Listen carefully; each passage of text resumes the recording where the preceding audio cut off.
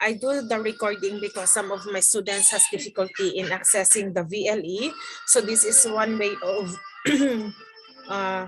you will be able to know what is the content of the VLE. And also with the signal strength, it is a very much challenge, not just here in Kabakan, but kahit saan naman siguro sa Pilipinas na may challenge ng signal strength or yung tinatawag natin na bandwidth.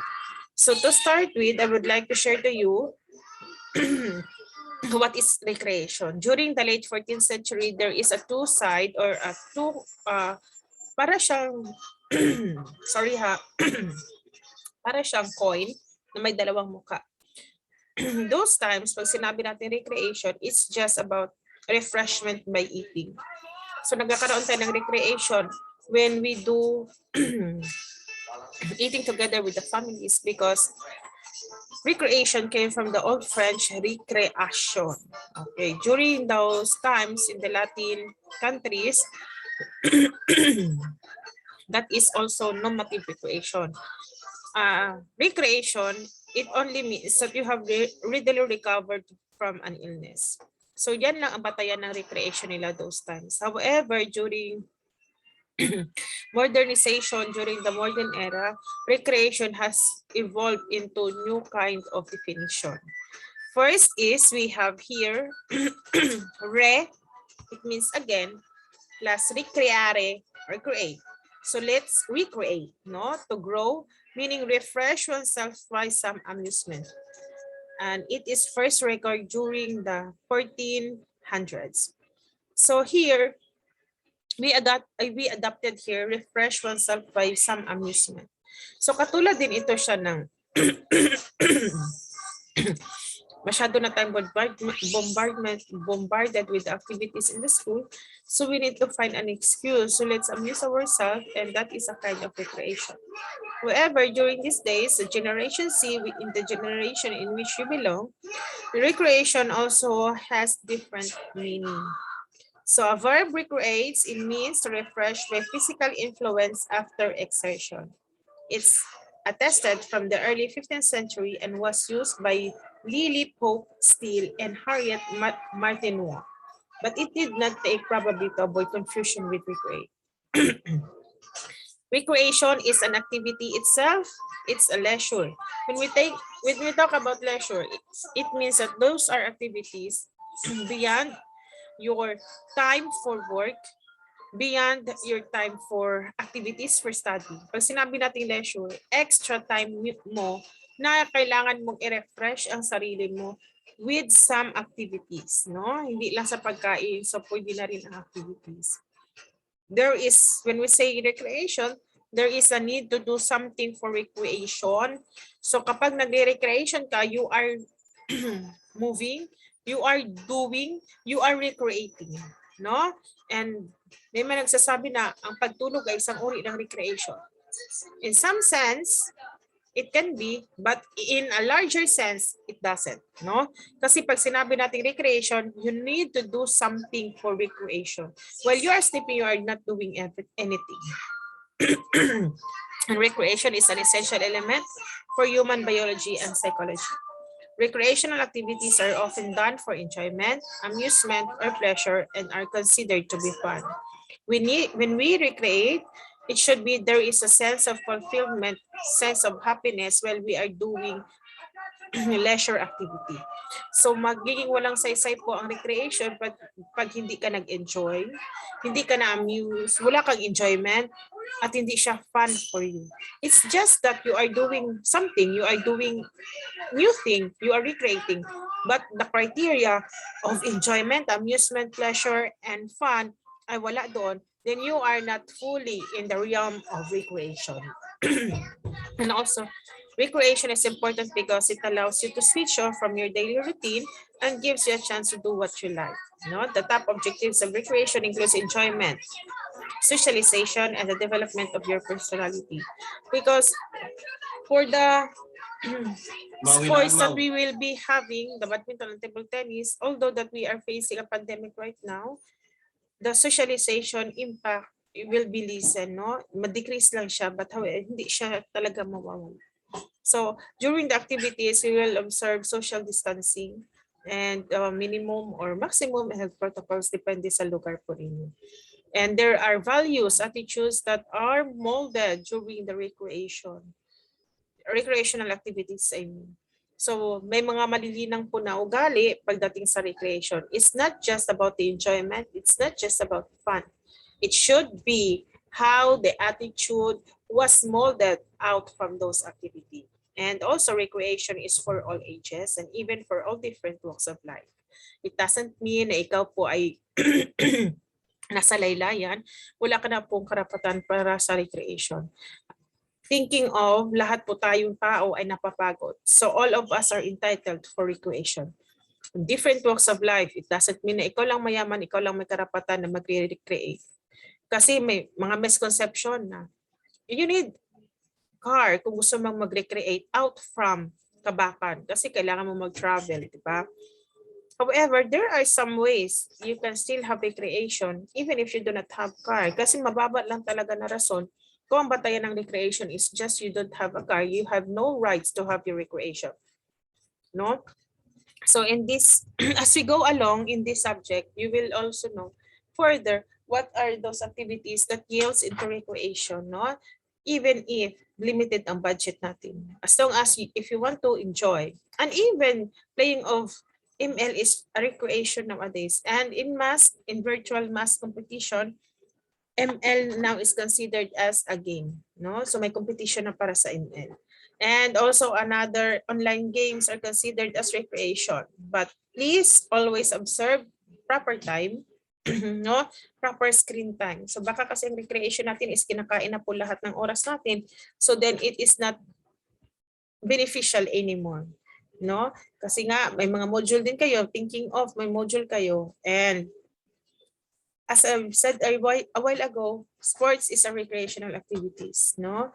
And those activities where the primary purpose of the activity is participation with the related to goal or improve physical fitness, fun, and social involvement, often prominent. This goes also as recreational sports and usually perceived as being less stressful.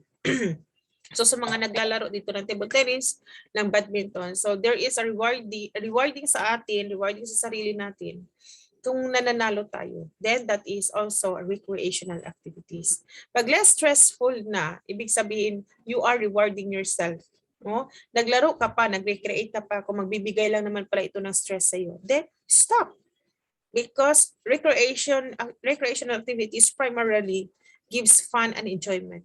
Pero kung ang activities mo ay nagbibigay sa iyo ng stress, then stop.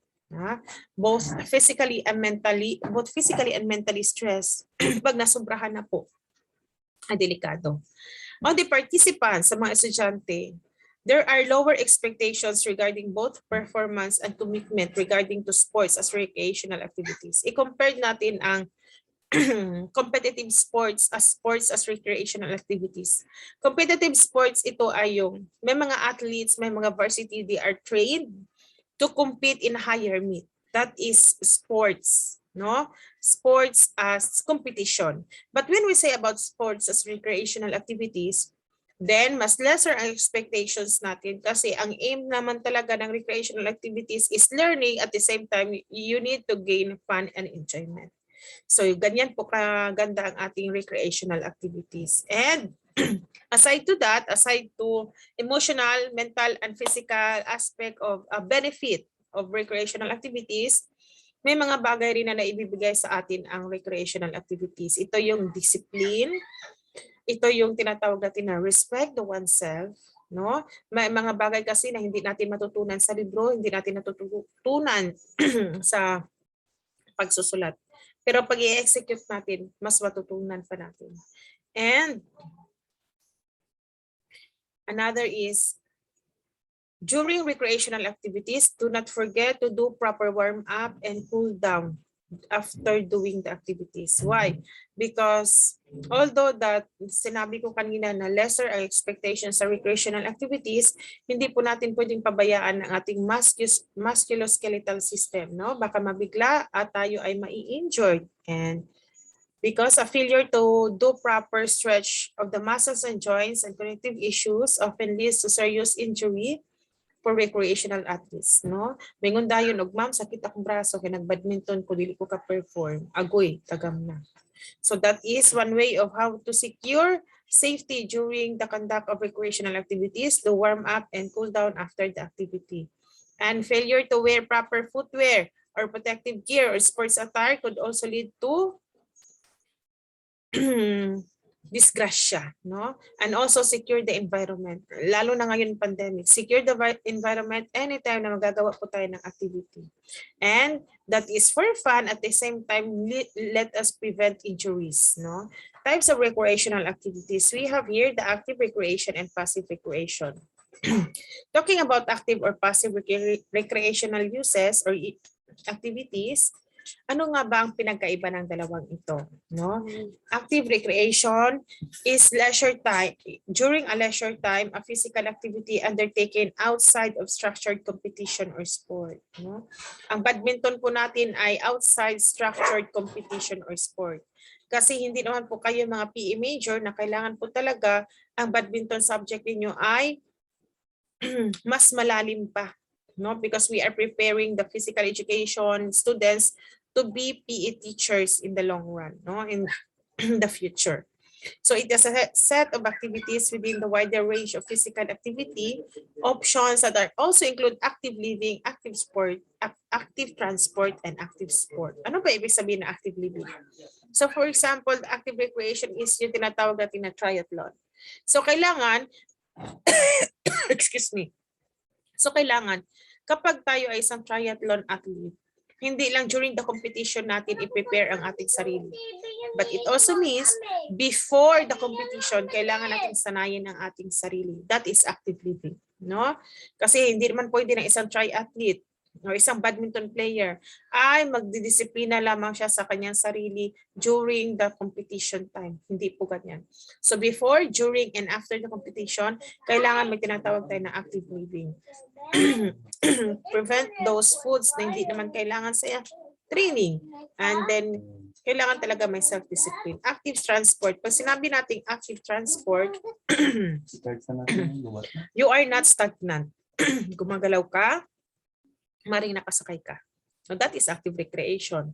So, and also, changes in society mean that people are increasingly time constrained, and although there are more health conscious, they are more now likely to choose flexible options that fit their busy schedules and allow the personal goals and definitions of success rather than the traditional structured time and plan requirements of organized sports. So, pag sinabi natin active recreation, hindi lang agad-agad. Pag naisipan mo, gawin mo na. Hindi po ganyan. Pag sinabi natin active recreation, kailangan nakaplano siya, naka-organize siya.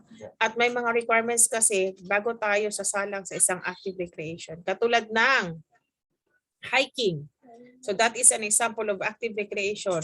So before ka sasali sa isang trip, sa hiking, kailangan naka-organize ka, nakapag-coordinate ka na. Kung may plano kayong aakyat ng Mount Apo, kailangan nakipag-organize muna kayo doon sa club or sa municipality or sa LGU kung saan po si Mount Apo. So that is a one way of showing how organized is active recreation.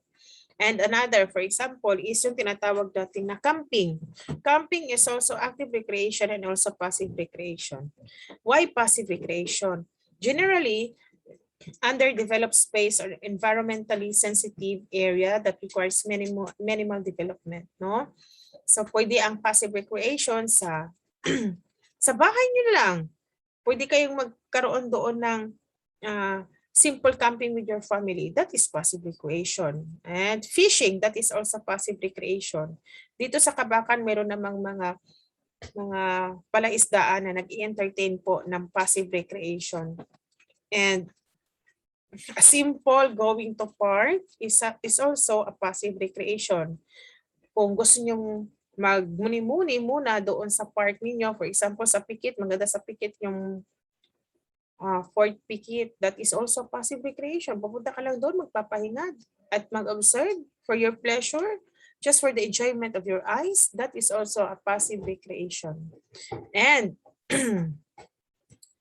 it is compatible with other passive recreational uses. Ano ibig sabihin nito?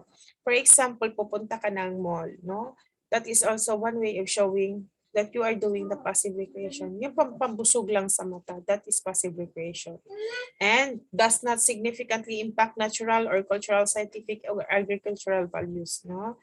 Pupunta ka lang doon sa camping site, muni-muni, you need to time, me time, kung tinatawag natin na me time, so that is passive recreation. And it requires only minimal visitor facilities and services directly related to safety and minimizes passive recreation impact. So, kumbaga, hindi siya nangangailangan na serbisyuhan ka pa just to have your recreational activities.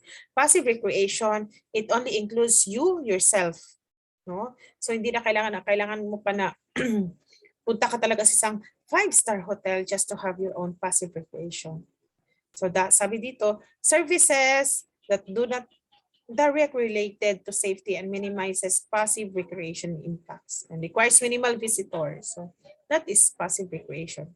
Passive recreation refers to recreational activities that do not require prepared facilities like sports, fields, or pavilions. Passive recreational activities place minimal stress on site's resources. As a result, they can provide ecosystem service benefits and are highly compatible with natural resource protection. Under this definition are following, such as hunting, camping, hiking, walking, aquatic activities such as yung fishing, yan, bicycling, running, jogging, climbing, and fishing. However, there are activities na pwede siyang ma-consider as active recreation and passive recreation. Example, bicycling. Kapag ang bicycling is just for you and for your family lang, dito ka lang sa USM, just to have an exercise for the development of your cardiorespiratory endurance, that is passive recreation. Pero pag sasali ka na po sa isang competition sa bicycling, that is active recreation. Running. Kapag for your own benefit lang, katulad sa akin, halimbawa ako ay nagja-jogging, that is passive recreation. However, kapag sasali ka sa isang marathon, yung organized sports, that is active recreation. And fishing, sinabi ko na po yan kanina. So here in our subject, we will focus with individual and dual sports. So self-explanatory individual sports are sports in which participants compete as individuals. However, team competitions is individual sports also occur, such as relay race, no? And dual sports, a type of sports that are played by two people playing against each other. This is like team sports, which refers to sports with two groups play against each other. Pwedeng 1 versus 1 or 2 versus 2 or male and female, isang team, or at ang kabila naman ay male at saka female, isang team. So mixed doubles. Ganun ang ating dual sports. And for some questions, you can post your questions in our GC. And this ends my recorded discussion for our topic, what is recreation. Hope you've learned something, and please continue on reading our VLE, the content in our VLE for you to learn. And God bless.